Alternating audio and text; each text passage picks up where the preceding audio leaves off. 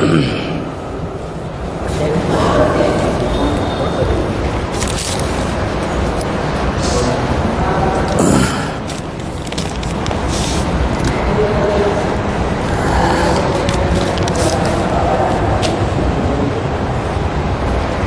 لله رب العالمين والعاقبة للمتقين والصلاة والسلام على رسوله الأمين وعلى آله وأصحابه أجمعين ومن تبعهم بإحسان إلى يوم الدين. يا أيها الذين آمنوا اتقوا الله حق تقاته ولا تموتن إلا وأنتم مسلمون. يا أيها الناس اتقوا ربكم الذي خلقكم من نفس واحدة وخلق منها زوجها وبث منهما رجالا كثيرا ونساء واتقوا الله الذي تساءلون به والأرحام إن الله كان عليكم رقيبا. يا أيها الذين آمنوا اتقوا الله وقولوا قولا سديدا يصلح لكم أعمالكم ويغفر لكم ذنوبكم ومن يطع الله ورسوله فقد فاز فوزا عظيما. أما بعد فإن خير الحديث كتاب الله وخير الهدي هدي محمد صلى الله عليه وسلم وشر الأمور محدثاتها وكل محدثة بدعة وكل بدعة ضلالة وكل ضلالة في النار. أعوذ بالله من الشيطان الرجيم. بسم الله الرحمن الرحيم. وإني لغفار لمن تاب وآمن وعمل صالحا ثم اهتدى. وقال تعالى بسم الله الرحمن الرحيم. يا أيها الذين آمنوا توبوا إلى الله توبة نصوحا. وجاء في الحديث قال نبينا عليه الصلاة والسلام التائب من الذنب كمن لا ذنب له او كما قال علیہ الصلاۃ والسلام. محترم حاضرین، جیسا کہ عنوان سے آپ واقف ہیں، درس قرآن کے طور پر میں نے قرآن حکیم کی سورہ طٰہٰ کی جو سورہ نمبر 20 ہے، آیت نمبر 82 آپ حضرات کے گوش گزار کی ہے. اس آیت کو مد نظر رکھتے ہوئے کچھ باتیں توبہ، فائدے اور تقاضے کے عنوان سے رکھی جائے گی. اللہ رب العالمین سے دعا کرتے ہیں اللہ مجھے شریعت اسلامیہ کی روشنی میں کہنے، ہم تمام کو اور امت مسلمہ کو شریعت اسلامیہ پر حتی المقدور عمل پیرا ہونے کی توفیق عنایت فرمائے، آمین. اللہ کی حمد و ثنا اور تعریف و توصیف کے بعد درود و سلام ہو نبی کریم صلی اللہ علیہ وسلم پر اور آپ کی آل اولاد پر. بعد درود و سلام کی، جیسا کہ آپ جانتے ہیں قرآن حکیم کا اگر بغور مطالعہ کریں تو قرآن میں آپ کو توبہ و استغفار کی بار بار تاکید اور تلقین اور ترغیب ملے گی. یہ کیا وجہ ہے کہ اللہ رب العالمین نے قرآن میں بارہا جو ہے توبہ کی طرف ترغیب دلائی ہے؟ اس کی وجہ کئی ایک میں سے یہ بڑی وجہ ہے کہ اللہ اپنے بندوں سے بہت محبت کرتا ہے، اور اس کا اندازہ ہم کر سکتے ہیں کہ اللہ بندوں سے کتنی محبت کرتا ہے. نبی کریم صلی اللہ علیہ وسلم نے فرمایا، حدیث صحیح ہے کہ اللہ تبارک تعالیٰ نے رحمت کے 99 درجے کیے. 99 ایک درجہ دنیا میں بھیجا، اب بچا کتنا؟ 99 98. ایک روایت میں 100 درجے سے 99 کیے.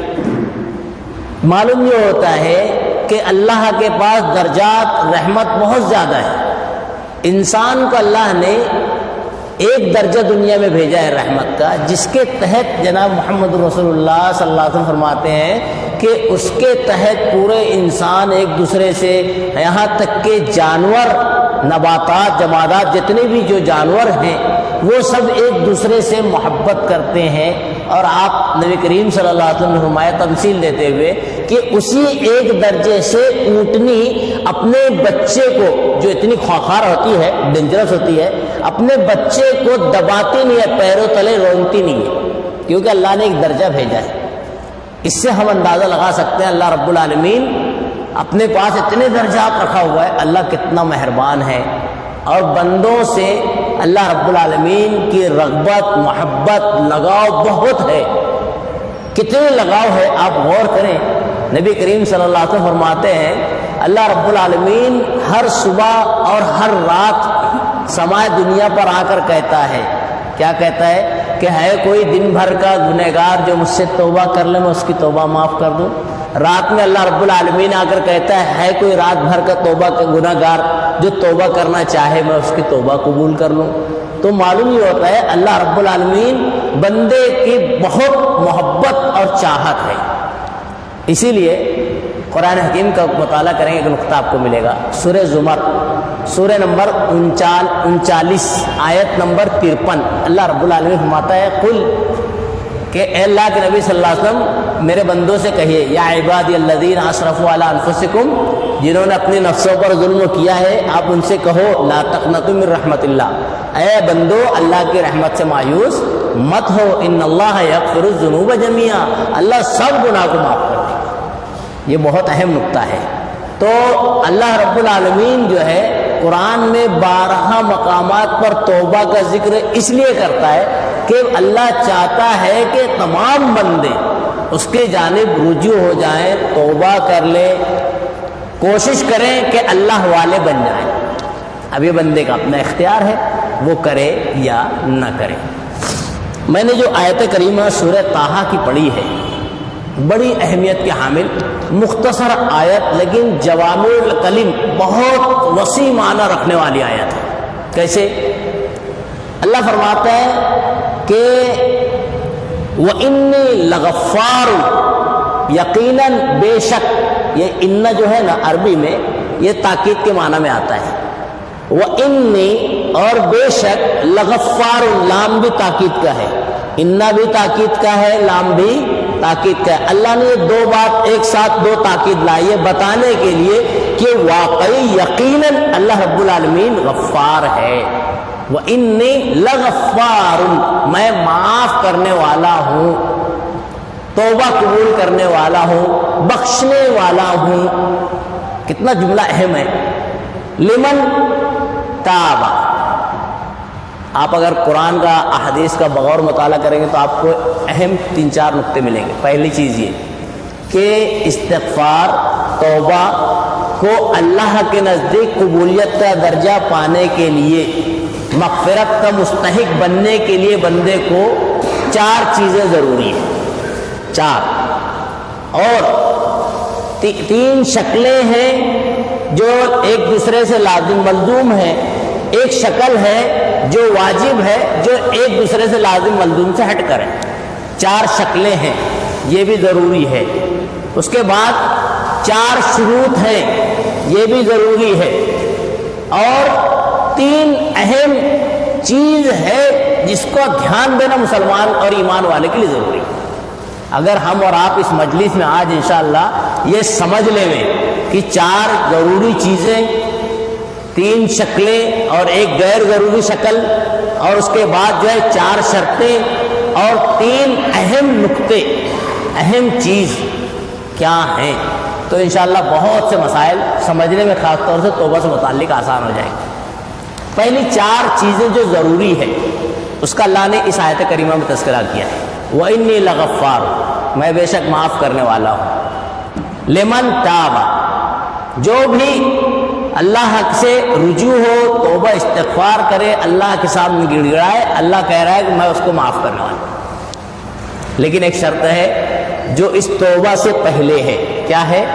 وَآمَنَ، معلوم یہ ہوا کہ اللہ کے سامنے بندہ گڑ گڑائے تو اس کے لیے ضروری ہے کہ وہ ایمان والا ہو۔ اگر ایمان والا نہیں ہے تو اللہ کے سامنے کتنے بھی اچھے الفاظ سے گڑ گڑا لے ہوئے اس کو اس کا فائدہ نہیں ہونا ہے۔ جیسے مثال کے طور پہ ہم اور آپ دیکھتے ہیں کہ کچھ ایمان والے کے پاس ایسے لوگ جو ہے خاص طور سے پہلے عام تھا، جب سے تعصب والا معاملہ آیا ہے اس کے بعد سے کم ہو گیا، نہیں تو عام طور سے مساجد میں مغرب کی نماز کے بعد صف لگا کر باہر غیر مسلمین خواتین کھڑی رہا کرتی تھی۔ یہ عمومی طور سے تھا، جب سے جو ہے تشدد معاملہ اور تعصب والا معاملہ نہیں تھا، یہ عام تھا۔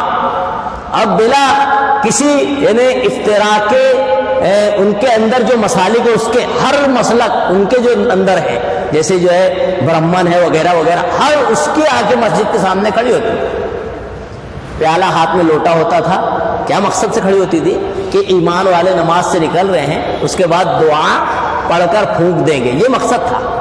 اور ماشاء اللہ جو ہے دعا پڑھی جاتی تھی، بچے پر اثر ہو جاتا تھا، شفا بھی ہو جاتی تھی۔ تو یہ جو شفا ہوتی تھی ایمان والے کی اس بچے کے حق میں ہوتی تھی جو فطرت سے مومن اور مسلمان تھے۔ لیکن اگر ایک بندہ بڑا ہو گیا ہے، بالغ ہو گیا ہے، اب اگر ایمان میں داخل نہیں ہے، پھر اللہ سے مغفرت چاہے، توبہ چاہے، تو پھر اس کی توبہ کرنے کے لیے ایمان لانا ضروری ہے۔ تو ایمان پہلی شرط ہے۔ دوسری شرط یہ اپنے گناہ اور جو ہے غلطی اور معاصی سے توبہ کے لیے رجوع ہونا، اللہ کی طرف آنا۔ تیسری شرط یہ وآمن وعمل صالحا، عمل صالح کرتے رہنا۔ جیسے اس کی مثال سمجھ لیجئے، ایک آدمی ایمان والا ہے، اس سے کچھ غلطی ہو گئی تھی، اب وہ توبہ کر رہا اللہ رب العالمین سے، تو جو غلطی ہو گئی تھی اس سے توبہ کرنے کے لیے نیت کا درست اور صاف ہونا بھی ضروری ہے۔ یہ آگے آ رہے ہیں انشاءاللہ۔ اب اس میں ذہن میں صاف ہے، نیت اخلاص سب ہے، اب دعا کر رہے ہیں۔ اب دعا کرنے سے پہلے، توبہ کرنے سے پہلے یہ بات رہے کہ اب دوبارہ میں وہ نہیں کروں، عمل صالح کرنا شروع کر دے۔ نیک عمل پہلے بد عمل میں تھا، اب بدل کر اپنے آپ کو صحیح پٹری پر لے کر آ جائے، توبہ کر لے۔ پھر اس کے بعد ثم اہتدی، چوتھی جو چیز ہے ضروری، اس کے بعد راہ مستقیم، صراط مستقیم جس سے استقامت کہتے ہیں، دین پر صحیح راستے پر چلنا بھی شروع کر دیں۔ ایک تو برائی سے توبہ کر لی، توبہ استغفار کا مقصد ہے تک دوبارہ نہیں کریں گے، اس کے بعد تحیہ بھی ہو، اس کے بعد جو ہے راہ صراط مستقیم پر چلے، گناہوں سے اپنے آپ کو بچاتا رہے۔ اگر شیطان اس کو دوبارہ ورگلا دیتا ہے اور ہو جاتا ہے تو انسان کل بنی آدم خطا، انسان خطا کار ہے، پھر بندے کو توبہ کرنا چاہیے۔ توبہ کا دروازہ کب تک کھلا ہے؟ چار جو تین اہم چیز ہے اس کی طرف پہلے اشارہ کر دوں، تین اہم نقطے۔ بندے کو توبہ کب تک کرنا چاہیے؟ جب تک کہ بندہ، دو تین چیزیں بہت اہم ہے، کب تک دروازہ توبہ کھلا رہے گا بندے کے لیے؟ ہم اور آپ یہ سوچیں گے کہ چلو اب جب موقع ملے جب کریں، تو مسئلہ یہ ہے کہ اس کے لیے شریعت کا کیا حکم ہے، ہمیں غور کرنا چاہیے۔ توبہ تو قیامت تک کے ہے۔ کب تک کے ہے توبہ؟ قیامت تک ہے، جب تک کہ سورج جو مشرق سے نکل رہا ہے مغرب سے نہ نکل آئے تب تک توبہ ہے۔ پہلی شرط یعنی پہلا نقطہ، توبہ کب تک ہے؟ جب تک ہے جب تک سورج مشرق سے نکل رہا ہے۔ جس وقت سورج مغرب سے نکلا توبہ کا دروازہ بند، پھر کوئی بندہ کہے اب سورج دیکھنے کے بعد استغفر اللہ، اللہ معاف کر دے، وہ توبہ قبول نہیں۔ یہ حدیث ایک دم صاف ہے۔ دوسری چیز جو دوسرا نقطہ ہے وہ یہ کہ انسان کا غرغرہ واقع نہ ہو جائے، اس وقت تک توبہ ہے۔ مثال کے طور پہ غرغر کب ہوتا ہے واقع اور کیا ہے غرغر؟ معلم یغرغر کا ورڈ ہے حدیث میں کہ ان اللہ یقبل توبۃ عبدہ معلم یغرغر، جب تک بندہ غرغرہ کی کنڈیشن میں نہ آ جائے اللہ توبہ قبول کرتا ہے۔ کون سی غرغرہ کی کنڈیشن ہے؟ غرغرہ کی کنڈیشن آپ جانتے ہیں، حدیث میں جو آیا اس میں باریکی ہے کہ ہم اور آپ دیکھتے ہیں نزع کا جب بندہ عالم ہوتا ہے انسان کے اوپر، اس سے پہلے کی جو کیفیت ہوتی ہے وہ کیفیت یہ ہوتی ہے کہ اس کو بندے کو کھانا پینا کھلایا جائے تو کھانا پینا نہیں جاتا ہے، بہت باریک پیس کر پانی کی شکل میں، مائع کی شکل میں دیا جاتا ہے۔ یہ چیز ہم دیکھتے ہیں، مشاہدات ہے نا، تو پانی کی شکل میں دیا جاتا ہے، وہ ڈالا جاتا ہے حلق میں ڈائریکٹ یا انڈائریکٹ، لیکن پھر بھی نلی سے باہر آ جاتا ہے یا حلق سے باہر آ جاتا ہے۔ نبی کریم صلی اللہ علیہ وسلم نے فرمایا معلم یغرغر، جب تک بندے کی یہ کنڈیشن نہ آ جائے اللہ توبہ قبول کرے گا، لیکن اگر یہ کنڈیشن آ گئی پھر اس کے بعد توبہ کرنا چاہے تو قبول نہیں ہے۔ یہ دوسرا اہم نقطہ۔ تیسرا اہم نقطہ، حدیث میں آتا ہے، قرآن میں آتا ہے، باس کا ورڈ ہے، با حمزہ سین، باس، باس کے معنی عذاب، اللہ کی پکڑ۔ اگر کوئی بندہ اللہ کی پکڑ دیکھ لے، بڑی نالائکی میں تھا، بڑی جو ہے ہٹ درمی میں تھا، زندگی گزار رہا تھا، اب اچانک دیکھ لیتا ہے کہ اللہ کی پکڑ سامنے ہے، اب توبہ کر رہا ہے، اللہ معاف کر، تو قبول نہیں ہے۔ قرآن کا مطالعہ کریں۔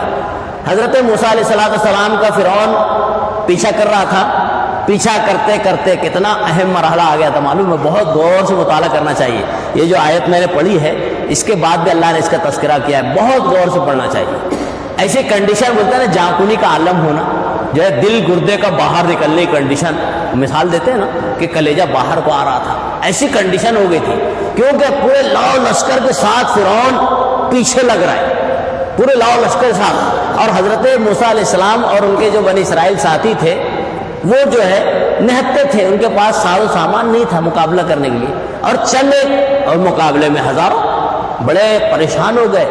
اب یہ کنڈیشن جب دیکھتے ہیں کہ لشکر بالکل قریب ہے تو موسیٰ علیہ السلام سے کہتے ہیں، اللہ اے موسیٰ تمہارے رب کی مدد کب آئے گی؟ موسیٰ علیہ السلام خود فکر مند ہو جاتے ہیں کہ اللہ تو جانتا ہے اور مجھے یقین ہے تو میری مدد کرے، لیکن اللہ کب؟ یہ تو قریب آ گیا ہے، اگر اب نہیں مدد آئی تو میں ڈوب جاؤں گا، مر جاؤں گا وغیرہ، میری قوم، میرے بنی اسرائیل جو ہے تباہ ہو جائیں گے۔ اللہ سے گڑگڑاتے ہیں، اللہ رب العالمین مدد بھیجتا ہے۔ کیا مدد بھیجتا ہے؟ بڑی اہم نقطے ہیں۔ اللہ کہتا ہے موسیٰ علیہ السلام سے کہ ڈنڈے کو مارو، بہت تفصیل نہ ہو جائے، باتیں لمبی نہ ہو جائے۔ وہی ڈنڈا موسیٰ علیہ السلام مار رہے تھے شروع میں تو کیا بن رہا تھا؟ بڑا سا ثعبان مبین، قرآن تذکرہ کرتا ہے جب جادوگر لوگوں نے اپنا جادو پیش کیا، بڑے بڑے سانپ بچھو نکالے، سانپ نکالے، تو حضرت موسیٰ علیہ السلام کو اللہ نے کیا کہا؟ موسیٰ گھبراؤ مت، لا تخف، یہ بڑے بڑے سانپ آ رہے ہیں تو کیا ہوا؟ آج ہمارے پاس ایک فٹ کا سانپ آیا تو گھبرا جاتے ہیں، ارے بھائی کاٹ نہ لے، ڈرنے لگتے ہیں، مارنے کے لیے ہتھیار ڈھونڈتے وغیرہ وغیرہ۔ حضرت تاریخ ملتے ہیں بڑے بڑے سانپ حضرت موسیٰ علیہ السلام کی طرف آ رہے ہیں اکٹھے، اور کن کی طرف سے؟ بڑے بڑے جادوگروں کی طرف سے، جو اس وقت کے دنیا کے مشہور جادوگر تھے۔ اب حضرت موسیٰ علیہ السلام انسانی تقاضا ہے، گھبرا جاتے ہیں، فطرت انسانیہ کے طور پہ گھبرا کے جو پیچھے ہٹنے لگتے ہیں۔ اللہ کہتا ہے موسیٰ گھبرا مت۔ پھر کیا ہے؟ جو ہاتھ میں ڈنڈا ہے پھینک دے، موسیٰ علیہ السلام پھینکتے ڈنڈا، بڑا سا ثعبان مبین آتا ورڈ، جتنے سانپ انہوں نے ظاہر کیے تھے پوری دنیا کے ساحر جادوگروں نے، سب سے بڑا سانپ موسیٰ علیہ السلام کا تھا، وہ ڈنڈا بن جاتا ہے، اور اس کے بعد دھیرے دھیرے پورے سانپوں کو نگل جاتا ہے۔ وہی ڈنڈا دیکھ لیجیے، اللہ رب العالمین ہر چیز پر قادر ہے۔ ایک ڈنڈا جو سانپ بن رہا ہے، وہی ڈنڈا جو ہے موسیٰ علیہ السلام کو حکم ملتا ہے زمین پہ ڈالو، اس سے راستہ بن جاتا ہے۔ یہ سائنس اور ٹیکنالوجی اس پہ فیل ہے، ساری زندگی کا ترقی کرتے چلے جائے، یہ ایجادات جو اللہ نے آج سے ہزاروں سال پہلے بیان کر دیے، بتا دیے ہے، وہ ایجادات نکال نہیں سکتی ہے کہ ڈنڈا جو ہے، ہاں جادوگر بظاہر دکھاتے ہیں وہ ہاتھ کی صفائی وغیرہ، وہ سب بے بنیاد ہے، شیطانیت ہے، اس کی کوئی حقیقت نہیں۔ یہ تو حق تھا، سچ تھا، جو کوئی اس طرح کا جادو میں نہیں تھا، اور لوگ اپنی آنکھوں کو سب پورا منظر دیکھ رہے تھے، اور حقیقت اب جب موسیٰ علیہ السلام نے ڈنڈا ڈالا، راستہ بن گیا، سب خوش ہو گئے، الحمدللہ نکل گئے۔ نکلتے ہوئے فرعون نے جو اپنے لاؤ لشکر کے ساتھ تھا، اپنے ساتھیوں سے کہا کہ معلوم ہے یہ دیکھو میرے واسطے میں رب چونکہ نعوذ باللہ رب کا ہونے کا دعویٰ کرتا تھا، دیکھو رب میرا راستہ، چلو آ جاؤ، مارے خوشی خوشی کے آتا ہے۔ اب جب بیچ میں پہنچتا ہے موسیٰ علیہ السلام کنارے نکل جاتا ہے اپنی قوم کے ساتھ، یہ جو ہے شروع میں ہوتا ہے، جب بیچ میں آتا ہے تو موسیٰ علیہ السلام باہر ہو جاتے ہیں، پوری قوم کے ساتھ یہ غرقاب ہو جاتا ہے، ڈوب جاتا ہے۔ اللہ رب العالمین صرف کیا کہہ دیتا ہے، جو سمندر دو حصوں میں چلا، دو حصوں میں پھٹ گیا تھا، روایت میں آتا ہے کہ اللہ نے بیچ میں ایک دیوار کھڑی کر دی تھی، صرف جو ہے ایک ڈنڈا مارنے کی وجہ سے۔ اب جب دیوار کھڑی ہوئی تو دو طرح کی دیوار ہو گئی تھی، یعنی ایک دو سد بن گیا تھا، ادھر سے ایک رکاؤ، ایک ادھر سے رکاؤ، پھر اللہ نے حکم دیا دونوں سد برابر ہو گئے، پھر آپس میں پانی مل گیا۔ یہاں نقطہ پوری تفصیل کا یہ ہے کہ جب فرعون غرقاب ہو رہا تھا، ڈوب رہا تھا، تو ڈوبتے ہوئے کیا کہا تھا معلوم؟ کہہ رہا تھا، قرآن کا مطالعہ کرے کہ آمنت برب موسیٰ و ہارون، اعلان کر رہا تھا میں موسیٰ اور ہارون کے رب پر ایمان لاتا ہوں۔ اللہ نے نقل کیا قرآن میں الآن، اب وقد عصیت من قبل، اب جب تو عذاب دیکھ لے رہا ہے تو اب اس کے بعد تو ایمان کا اعلان کر رہا ہے، اب نہیں۔ تو تیسرا نقطہ ہے توبہ جب تک بندہ کوئی عذاب اللہ کی گرفت نہ دیکھ لے ہوئے قبول ہوگی۔ یہ تین اہم نقطے ہیں۔ چار جو چیزیں ہیں توبہ کے لیے جو شرائط میں سے ہیں، جو تین شکلیں ہیں جو لازم ملزوم ہیں، اور ایک شکل جو ہے جو غیر لازم ہے، وہ کیا ہے؟ تین جو شکل، ایک قلب، آدمی جب توبہ کرے تو دل سے کرے۔ پہلی چیز یہ، کوئی بھی چھوٹا موٹا جو بھی اللہ سے جو رجوع ہونے جا رہے ہیں، اس کی بہت تفصیل ہے، اشارتاً آج بتا رہا ہوں، توبہ کرے تو دل سے کرے، پہلی بات۔ اور اگر دل سے توبہ نہیں ہے، یہ اس کے آگے والے جملے سے معلوم پڑتا ہے۔ دوسری جو چیز ہے شکل ہے، زبان سے کرے۔ توبہ کی دو کنڈیشن، ایک دل سے ایک زبان سے، اور دل کا زبان سے تعلق ہے، یعنی لازم اور ملزوم ہے۔ اگر دل سے کر رہا ہے تو زبان سے بھی کرے، اور اگر زبان سے کر رہا ہے تو دل سے بھی کرے۔ صرف زبان سے ہو دل سے نہ ہو تو غلط، صرف دل سے کرے اور زبان سے کچھ اور عمل ہو تو غلط۔ یہ اس کو کہتے ہیں لازم ملزوم۔ تیسری چیز ہے دل اور زبان کے ساتھ عملی بھی شرط ہے، عملی توبہ بھی۔ جیسے مثال کے طور پہ ایک آدمی ہے، اس نے جو ہے کسی پر زیادتی کی تھی، اس کو تماچا مارا تھا۔ اب اس کی ایک الگ مسئلہ ہے کہ جا کے جو ہے اگر حقوق العباد سے تعلق ہے تو اس سے جا کے معافی مانگ لے، یہ چوتھی شرطوں میں سے ہے۔ اس نے جو ہے کسی سے زیادتی کی تھی، اب اللہ سے توبہ کر رہا ہے، اس سے معافی مانگ لی، اب توبہ کر رہا ہے۔ توبہ کرنے سے ساتھ ساتھ یہ تیسری چیز، ایک تو دل سے کرے، زبان سے اللہ میں نے فلاں پر زیادتی کر دی تھی معاف کر دے، اس کے بعد عمل سے یہ بتائے کہ اب اس پہ اور کسی اور پہ بھی زیادتی نہ کرے، یہ عمل بتائے اس کا۔ اگر عمل تبدیل نہیں ہوتا ہے اور آدمی توبہ کر رہا ہے تو پھر اس کی توبہ قبول نہیں ہوتی ہے۔ یہ تینوں چیزیں لازم و ملزوم ہے، ایک دوسرے سے کنیکٹڈ ہے، عمل، زبان اور دل۔ ایک چوتھی چیز ہے صدقہ کرنا، یہ بڑی اہمیت کے حامل ہے۔ ایک بندہ اگر کسی گناہ سے اپنے آپ کو توبہ کرنا چاہتا ہے تو توبہ کرنے کے بعد کچھ اللہ کے راہ میں صدقہ بھی کر دے۔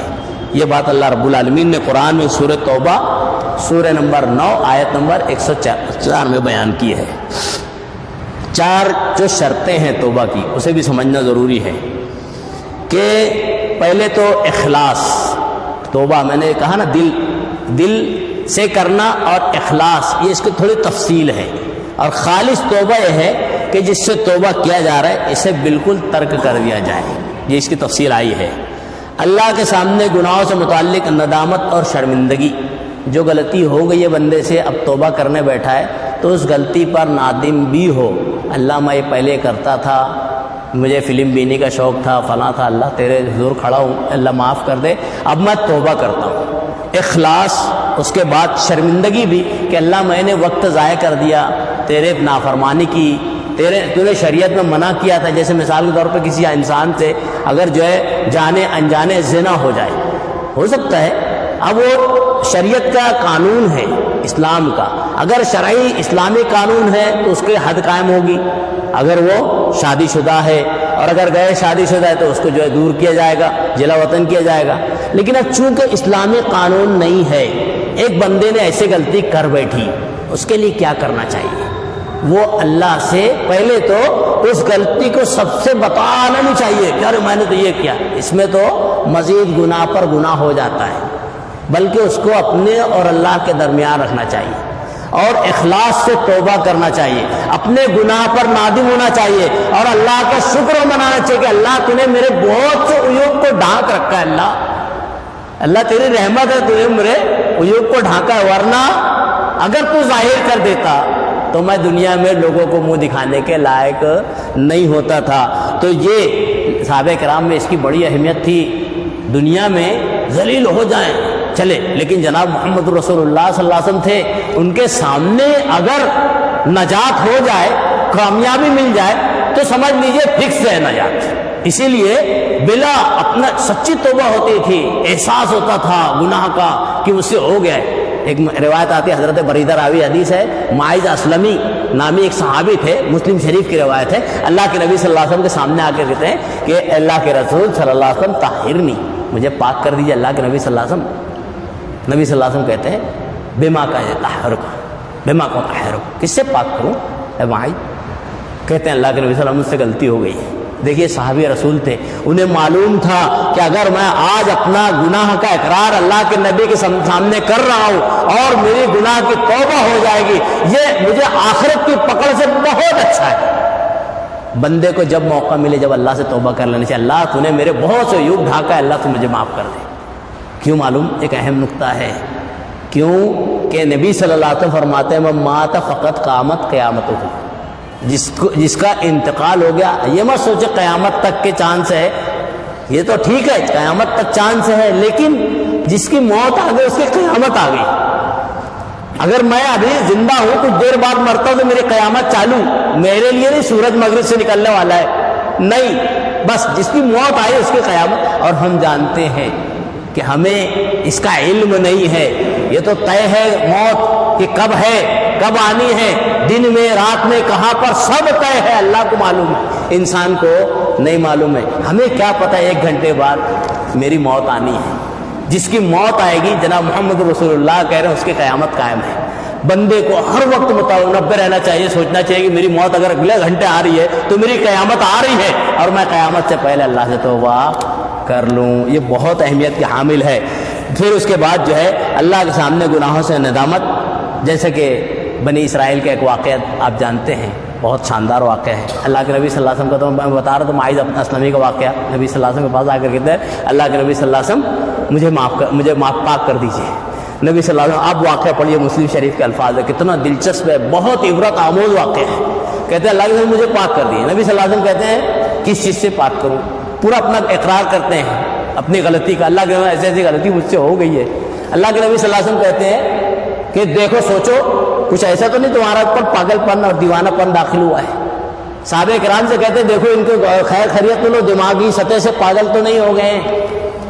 نوٹ ہے، نقطہ غور کرنے کی کہ آدمی جب دماغی سطح سے تھوڑا کمزور ہو جائے تو اس کو جو ہے اس کے پھر اول فول بھی نکلتے، حق اور باطل دونوں چیز نکل سکتی ہے۔ یہ شریعت میں اس حدیث سے اشارہ ملتا ہے۔ ایک مولوی صاحب بڑے مشہور ہے، ان کے بارے میں عرض ناشر میں لکھا ہے کہ ڈاکٹروں نے انہیں دماغی سطح سے کام کرنے روکا تھا۔ ایک دم صحیح ہے، دماغی سطح سے کام کرنے سے روکا تھا۔ اب مولوی صاحب نے دماغی کام کیا تو نتیجہ کیا ہوگا؟ اول فولی بکے گا۔ مولوی صاحب کیا بکے گا؟ کیوں معلوم؟ ڈاکٹروں نے دماغی کام سے روک دیا تھا۔ نبی صلی اللہ علیہ وسلم ان سے کہتے ہیں صحابہ سے دیکھو یہ معاذ اسلمی کا دماغ تو ٹھکانے ہے نا، دماغی سطح سے پاگل تو نہیں ہو گئے، کم تو نہیں ہو گئے، یعنی کمزور تو نہیں ہو گئے؟ صحابہ کرام کہتے ہیں اللہ کے نہیں، سب صحیح ہے، ماشاءاللہ سلامت ہے، دماغ وماغ سب سلامت ہے۔ مطلب اول فول نہیں بک رہے بلکہ کیا کہہ رہے ہیں؟ سچ کہہ رہے ہیں، حق کہہ رہے ہیں۔ نبی صلی اللہ علیہ وسلم ان سے کہتے ہیں کہ دیکھو ان کے یہاں پہ کوئی اور مسئلے تو نہیں ہے، جس کو ڈپریشن کہتے ہیں نا، ڈپریشن کی طرف اشارہ نبی صلی اللہ علیہ وسلم کہتے ہیں۔ گھر پہ جا کے دیکھو، گھر پہ جا کے ماحول دیکھا جائے تو سب نارمل رہتا ہے، اللہ کے میں کوئی ڈپریشن والا معاملہ بھی نہیں ہے۔ پھر نبی صلی اللہ علیہ وسلم سے کہتے ہیں کہ کیا ہوا تو بتاتے ہیں ایسی ایسی غلطی ہو گئی۔ نبی صلی اللہ علیہ وسلم پھر حکم دیتے ہیں، چونکہ وہ شادی شدہ ہوتے ہیں، اس کے بعد رجم کر دیا جاتا ہے۔ یہ ہمارے اسلاف میں صحابہ کرام سے ایک بڑی عظیم تمثیل ملتی ہے کہ ایک یہ کہ دنیا کی کوئی حیثیت نہیں، آخرت میں ناکامی نہ ہو، اس لیے دنیا میں بظاہر بے عزتی ہو رہی تھی لیکن قبول تھا۔ یہاں تک ملتا ہے صحابہ کرام، بعد میں حدیث میں آتا ہے کہ جب ان کی شہادت ہو گئی اس طرح سے رجم کر کے، آپ کو ایک نقطہ معلوم چاہیے، شریعت کے اسلام کے حساب سے جو رول ہے وہ رول اگر مسلمانوں پر قائم کر دیا جائے آج یہاں پر تو بڑے مسائل ہو جائیں گے۔ اور دنیا آج بھی بہت سے جو ہے ماہرین نے، ناقدین نے کہا ہے کہ اگر دنیا آج بھی صحیح راستہ چننا چاہتی ہے، دنیا سے اندر سے برائیاں ختم کرنا چاہتی ہے، اور خاص طور سے بے راروی کی جو چال عام ہو گئی ہے، اگر دنیا ختم کرنا چاہتی ہے تو شریعت کے جو قوانین ہیں، جو قصاص والے جو قوانین ہیں، ان کو لاگو کرنا چاہیے۔ بہت سا فائدہ ہو جائے گا، دنیا سے بے راروی ختم ہو جائے گی۔ کیوں معلوم؟ کہ اگر ایک بندہ ہے جب دیکھے گا کہ چور کا ہار کٹ رہا ہے اس کے سامنے، اور اس کے بعد یہ رول ہو کہ کوئی رشوت، کوئی طاقت، کوئی ذریعہ وسیلہ کام آنے والا نہ ہو. جیسے آج ہمارے یہاں معاشرے میں نا ایک آدمی گناہ کرتا ہے، کیوں گناہ کرتا ہے معلوم؟ گناہ کیوں بڑھتے ہیں اس کے؟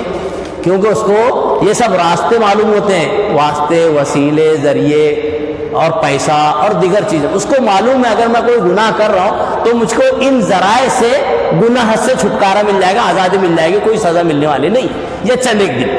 اس لیے گناہ کے جو درجے ہیں بڑھتے جا رہے ہیں.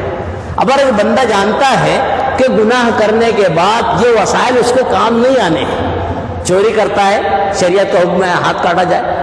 اگر اس کو ایک بندے کا ہاتھ کاٹا جا رہا ہے، دوسرا دیکھے گا کہ اگر میں کیا تو یہ غلطی تو میرا بھی ہاتھ کٹے گا. ایک کی گردن جاتی ہے، دوسرا بندہ دیکھے اگر یہ غلطی میں کیا تو میری گردن بھی جائے گی، مجھے بھی ایسے سنسار کیا جائے گا، پتھر مارے جائے گا. اس کنڈیشن سے جو ہے دھیرے دھیرے معاشرے سے برائی ختم ہو جاتی ہے. اور رہی اسلام میں کہ واسطے، وسیلے یا ذریعہ اور پیسے سے نجات، یہ ناممکنات میں سے اس کی ایک مثال دے کے بات اپنی سمیٹ لیتا ہوں. ایک مرتبہ حضرت فاطمہ، حضرت نبی صلی اللہ علیہ وسلم کے بیٹی حضرت فاطمہ کے ہم نام فاطمہ مخزومیہ نامی ایک خاتون نے جو یہودیہ تھی چوری کی تھی، اور اس کے بعد اسلامی قانون تھا کہ وہی ہاتھ کاٹا جائے. تو لوگوں نے حضرت اسامہ کو جو ہے وہ بنا کر بھیجا اللہ کے نبی صلی اللہ علیہ وسلم کے پاس سفارشی کہ آپ جا کے بولو نبی کریم صلی اللہ علیہ وسلم کو کہ اس کی جو ہے تھوڑی سفارش کر دے، اس کو بجائے ہاتھ کاٹنے کچھ اور دوسری سزا دے. بعض روایتوں میں کہ ان کو گدھے بیٹھا کر منہ کالا کر گھما رہے تھے. حضرت اسامہ بن زید نبی صلی اللہ علیہ وسلم کے پاس آ کر کہتے ہیں اللہ کے نبی صلی اللہ علیہ وسلم جو ایسا ایسا معاملہ ہے. نبی کریم صلی اللہ علیہ وسلم حضرت اسامہ پہ جو بہت چہتے تھے، نبی صلی اللہ علیہ وسلم کے بہت چہتے تھے، حضرت اسامہ پہ غضبناک ہو جاتے ہیں. اسامہ تم اللہ کے حدود میں، اللہ کے جو فیصلے اس کے اندر داخل ہونا چاہتے ہو. خوب غصہ کو بولتے ہیں اور ایک جملہ کہتے ہیں جو اسلام کا، شریعت کا، مسلمانوں کے لیے اور دیگر تمام انسانوں کے لیے، خاص طور سے اسلام دشمنوں کے لیے بہت سبق آموز ہے. ہمارے نبی کا جملہ کیا جملہ تھا معلوم؟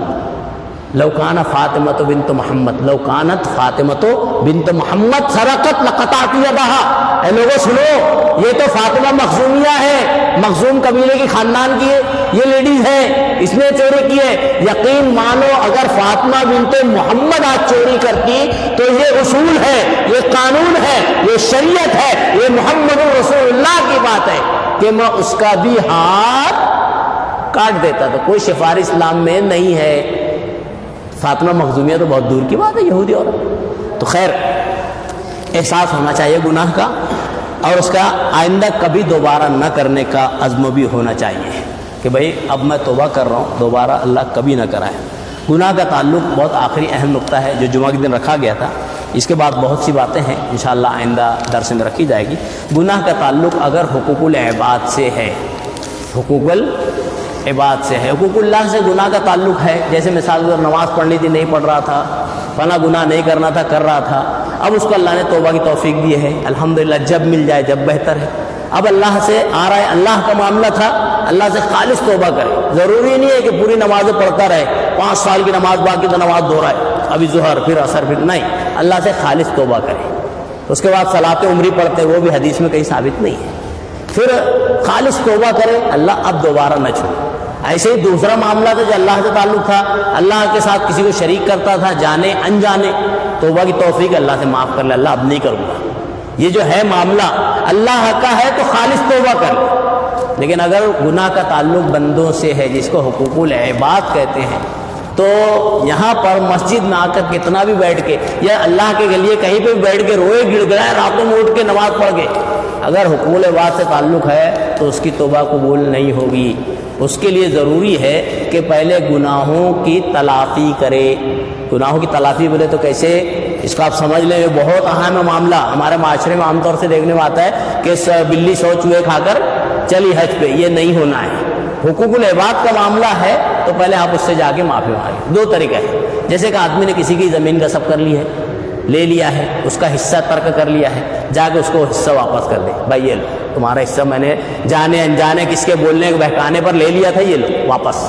ایک مثال، کسی کو ایک بندے نے مارا تھا، اب توبہ کر رہا اللہ سے، تو ایسا نہیں توبہ کرتا چلا جائے، نہیں بھائی جس کو مارا تھا اگر وہ زندہ ہے تو اس کے پاس جا کے معافی مانگ لیں. اگر وہ نہیں ہے زندہ تو اس کے حق میں بھلائی کی دعا کرے کہ اللہ اس کو معاف کر دے, میں نے اس پر زیادتی کی تھی, اللہ معاف کر دے. یہ ایک طریقہ ہے. لیکن یہ کہ حقوق العباد باقی ہوں اور آدمی توبہ کرے تو توبہ قبول نہیں ہوتی ہے. حقوق العباد میں تلافی بہت شرط ہے. حقوق اللہ جو ہے اس میں اگر بندہ اخلاص سے توبہ کرے تو قبول ہو جاتی ہے, اور حقوق العباد کہ اگر تلافی کرنے کے بعد اخلاص سے توبہ کرے تو انشاءاللہ وہ بھی قبول ہو جاتی ہے. اس کی تفصیل انشاءاللہ آئندہ درس میں کسی موقع پر رکھی جائے گی. زندگی رہی تو اللہ رب العالمین سے دعا کرتے ہیں کہ اللہ رب العالمین ہمیں جو ہے توبہ کی توفیق عطا فرما دے. اللہ رب العالمین ہم بہت گنہگار ہیں, ہمارے گناہوں کو اللہ رب العالمین درجہ قبولیت سے معاف کر دے.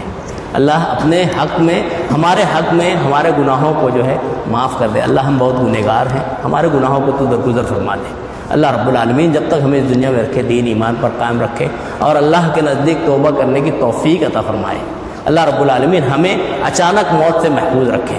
اللہ ایسا موقع ضرور دے دے کہ ہم جو ہے اس وقت تو توبہ کر لیں, نزع سے پہلے جو ہے, سکرات سے پہلے, غرغرہ سے پہلے اللہ رب العالمین ہمیں توبہ کی توفیق دے دے. قیامت سے پہلے اللہ رب العالمین ہمیں توبہ کی توفیق عطا فرما دے. آمین. والسلام علیکم ورحمۃ اللہ وبرکاتہ.